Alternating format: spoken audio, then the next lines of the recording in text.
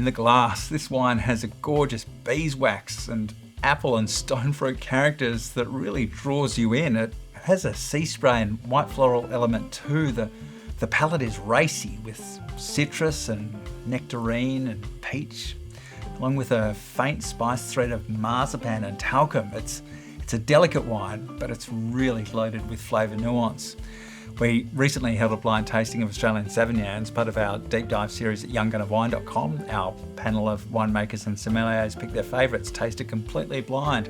And this wine, the 2023 Golding La Francesa Savagnin, was selected as one of the top wines. Lucy and Darren Golding planted these vines back in the mid-2000s, thinking they were Albariño from Spain. And it wasn't just them.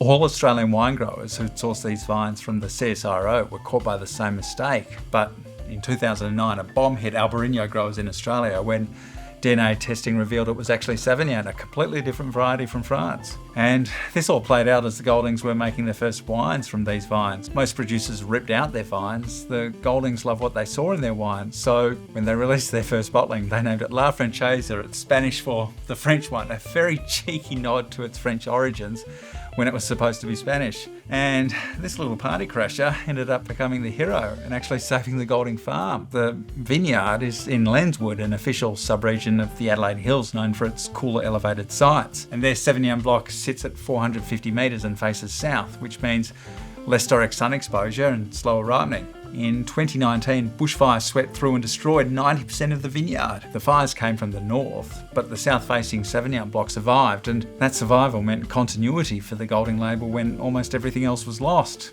Savagnin's a variety that naturally holds high acidity even as it ripens, one of the reasons the Goldings fell for it. The variety also has thick skins, and so in the winery, the Goldings are taking a hands-off approach. They give the grapes a gentle pressing to minimise textural extraction from those thick skins, keeping the wine delicate rather than grippy.